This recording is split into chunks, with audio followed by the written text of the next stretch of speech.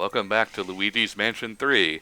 We got our first little ghost catching thing done, and we're going to be starting exploring the hotel proper. And I hate how the health stops at 99. Oh, the hell.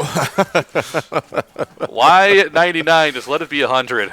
Because then they'd have to, like, make another graphic for the... Not really. They already have the assets. They would just have to 0 program 9. it to be 3 digits, so... Yeah. Yeah, and that's a lot of work, alright? We can't have 3 digits in this economy. What are you talking about? The reason they keep it down No, to 2 digits is because by doing that, the health display is always the same size on the screen, whereas if it was 100, then they'd have to make room for that 3rd digit that's basically not always there. And that's a bigger headache for heads-up display. No, if you just load the numbers That's left a to right, that's a bigger headache deal. for heads-up display programming than you would think it is, because computer programming is a pain in the ass, and every little thing has to be a headache. But yeah, that's basically why they do it. It's lazy, and it's like, you know, it's 1% of health. It doesn't make a difference to anyone's play experience, so we're just not going to bother. So question, Ryan, what are you going for in terms All of... gems. All, Oh yeah, all gems. the first floor Okay. gems are basically Chaos Emeralds, which is amusing. Yeah, this is an all gems run. I'm forgoing the booze because they're boring and stupid and don't get you anything. The problem I have with the booze is that you don't get them until after you complete a floor, which, okay, that's fine. But in order for them to show up, you have to leave the floor and then come back, which is dumb. Like, You also have to play an annoying game of hide and go seek with them, which takes forever and it's annoying Actually, and stupid. It's didn't like the have first any game. trouble with the booze, to be honest. So, It's not hard, it's just tedious. no, I mean, I didn't have any time-wasting trouble with the booze either. Like, I went back to a floor after completing it, I got the boo, and then I was out. I don't know. you do have to... The annoying part is that you have to find which specific interactable object is the one that it's in, which is pretty much exactly the same as the first game. It's easy enough if you just watch the tank on Luigi's back.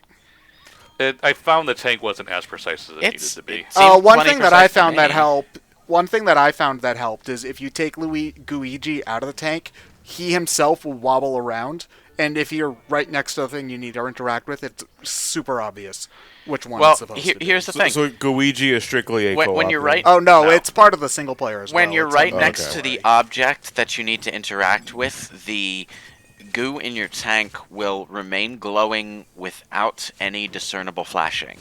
It will just be lit up.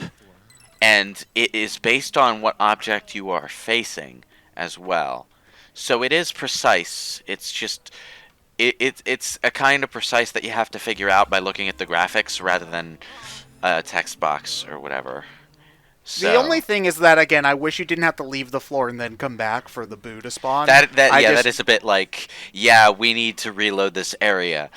It takes you out of the experience by reminding you of the fact that you are indeed manipulating what the game is loading by doing that. If we added that in, then folks would be asking for a 3rd digit on the health bar. God damn it! I don't want to It do is that. kind of a lazy programming issue, yeah. I mean, I can't blame them. They're not exactly huge developers next level, but at the same time, you know, little annoying quirk. But I mean, it is a minor thing. The reward kind of sucks. I will agree with you there, but I mean, for 100%, it is all about you do it just to do it, as opposed to doing it for the reward. Well, you don't even. It's also just one of those. You don't even do it because it's fun. yeah, It's just there for 100%. I kind of get you. Yeah. Whereas the gems are at least, you know, you're figuring a puzzle out or exploring and stuff. So there's at least some fun to be had just by doing it. Yeah, the boos are just kind of a thing to do, and that makes them a little less appealing than everything else there is It's to do. tradition at this point. Yeah, they're just here because there's a contractual obligation. Hey man, they got bills to pay too. But, yeah. I mean, it would be one thing if for every boo you captured, you got a nice chunk of cash and it counted towards your ranking, but it doesn't really. No. And What would have been nice? What would have been nice is all those skins you have for multiplayer. If you got more booze, you unlock those or something. Like you could be like Orange Luigi or something. That would be neat. Yeah. It wouldn't do anything, but at least it'd be something. I have not tried the multiplayer in this game, which I suppose exists. is not surprising. Well, I mean, it's just there because games have to have multiplayer now, I guess. I mean, it honestly feels much more like a multiplayer thing from the mid-2000s than anything else. Oh yeah, really. It's a really simple game, so it's gonna have really simple multiplayer. That's a given. I like how the ghosts won't bother you while you're sucking up another ghost. Yeah, it's Kung Fu movie syndrome. The most honorable way to fight someone when you've got a numbers advantage is one-on-one. Well, I get Gentleman's why combat. games do that. Not only would it be a little bit annoying for the player to have to manage it, but it's also really hard from a programming standpoint to program enemies interacting with you while you're interacting with other enemies. This was something that was something that dates back to Ocarina of Time actually, because they were trying to figure out how to do sword fighting in 3D in that game. So I think one of the developers, I'm not sure what role he exactly had, but he went to some martial arts display at a park at one point, and he realized that since it was technically just a show and all that, everyone went at him one-on-one and let him choreograph all the moves. He's like, oh, it's more fun when you do it that way, even though it wouldn't make sense to do it that way. Makes sense. Yeah. One of the things that tickled me for this game is that, and I'm not sure if Dark Moon did this too, but how whenever someone decides to use fridge logic on the keys in a video game, they're like, why can you only use the key one time on one door? What does the door eat the key? Well, in this game, the doors do indeed eat the key. Yeah, I do appreciate that. I believe And you know what? That's really all you need to do. It's stupid shit like that totally justifies the small things we think about playing these games. And it makes sense in this instance because it's a haunted mansion. Also, one thing I really appreciate about this game, they fucking fixed the dark light. Thank God, because I found the dark light really annoying in Dark Moon, because they have this arbitrary it's meter. Yeah. But in this game, thankfully they just got rid of it because there was no reason for it to really even be there. And yeah. Thankfully, they fixed it, and that just made me really happy. To give Next Level credit, when they were starting doing this game, the first thing they did was watch a lot of playthroughs online to get a sense for, the general feedback for it. Yeah, no, I really appreciate that they took a lot of the criticism from the original to heart with this, because there's a lot of things about Dark Moon that they improved. And I mean, some of it's just going to happen because of the hardware. The game controls much better than Dark Moon, and that's just because you're playing with full controller instead of just proper the 3D. analog sticks. Yeah.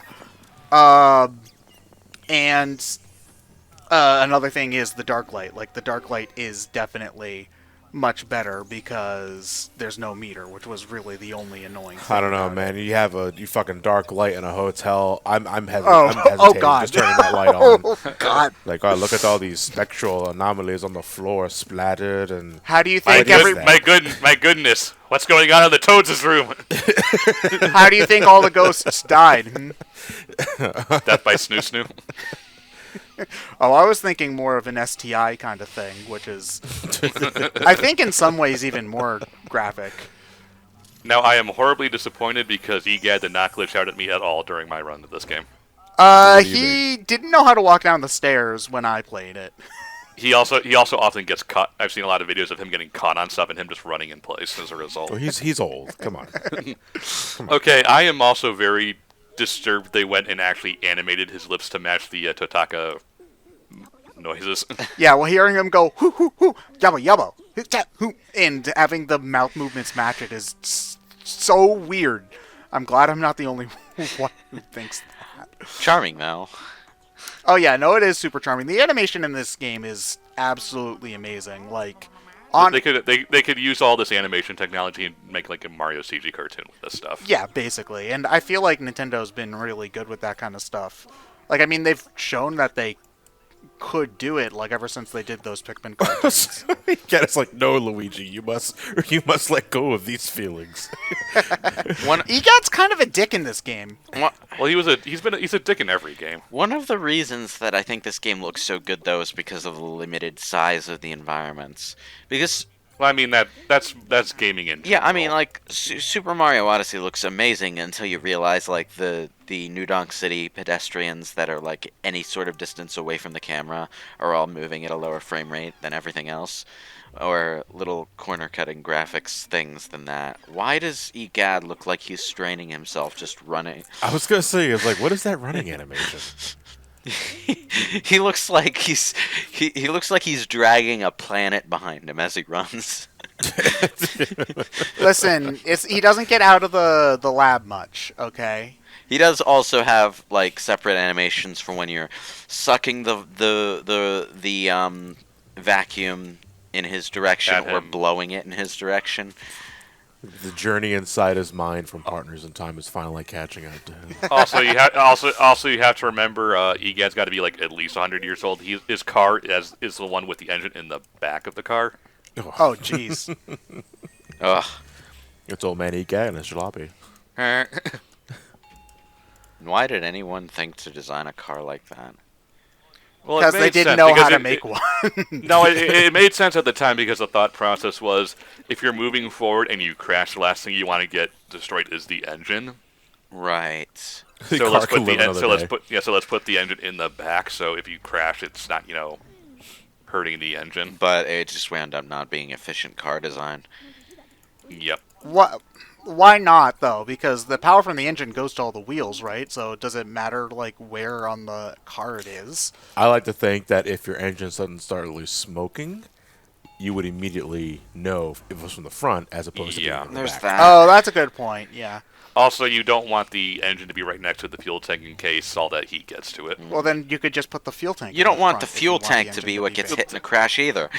In fact, that would be worse. It breaks easier and it explodes. So, Well, it'll be fine. It'll be That fine. second part is a little more significant. so yeah, there's a lot of reasons to not put the engine in the back of a car, and we learned that lesson, so we don't do it anymore. Basically. So many lives lost. Anyway. We went through a lot of Dick Dastardies to figure that out. What? Oh, man. Dude, with the amount of times he could have won and then decides to stop and cheat, and then that's why he doesn't win. Man, sorry. It just... It's morals for children, okay? Anyway. So, one thing about this game that I do appreciate is they took feedback from the first game, and how one thing that the people missed from the original was the portrait ghosts from the original. And I like the bosses in this game, but they're not it's quite as charming as the portrait ghosts, because the portrait ghosts had, the other little touches that added to their character. That I think it's just a difference in, again, the game structure, where if you think about it, Luigi's Mansion 3 does have a pretty similar, room-to-room sort of structure to the original in a lot of ways. We were talking about this before, where Luigi's Mansion 1 is a much more linear game than it really appears. But the difference is in Luigi's Mansion 1, the puzzles for each room were the portrait ghosts, which I think made each individual puzzle feel a little bit more unique, maybe, because each one was tied to a character. Versus... Yeah, I can kind of feel that. The other thing is that the boss ghosts in this are, very distinctly end-of-floor boss ghosts. So you always know Yes. where they're going to be and when to expect them. Whereas the portrait ghosts in the first game were more, they showed up when you reached a part of the house that belonged to them. And you didn't even need to get all of them. There's 2 of them that you can completely ignore and still beat the game. There's a couple of them that you don't need to get, The guy who's stuffing his face in the dining room. Yeah, the girl. There's a handful more than I think than people kind of think of though, because there's a lot of them that you can just kind of like walk past. Like, for example, the who's its face? Biff Atlas, the guy in the gym. You actually don't need to fight him at all. You can just walk past him. You don't get the key, I believe, if you walk past him, but you can just ignore him. No, the key you get from running on the treadmill, all you do is fight him for money. Also, Yeah, the fat you're just doing dude. it for the rank. Yeah, the fat dude. Also, you don't have to fight as well. You can just walk past him. I love this obvious cut here because they're going to be doing this transformation thing with this thing, and then it cuts to the reaction. It's like, we didn't want to animate this.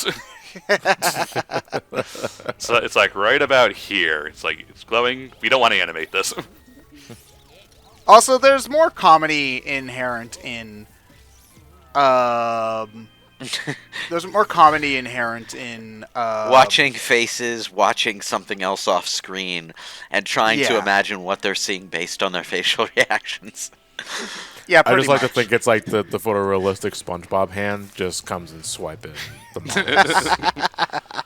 But they don't want to reveal that.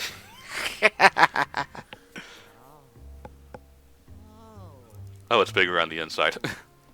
As always is the case with this shit. I do like that this is basically your menu screen, and eventually you just gain the ability to teleport here and back. Very specifically back to the place you teleported from. I appreciate that as well, just in case like you do need to buy something from the shop, you don't have to break the pacing in half in order to do it. Yeah. Although sometimes the game does specifically like ask you to come back here the long way, which is Weird. a little Little bit weird. annoying, but not a major issue. Well, I mean, by the time that happens, you have free access to the elevator anyway. So. Yeah. The floors are like, well, except for maybe the Egyptian floor, the floors are never like large enough to be cumbersome re-navigating.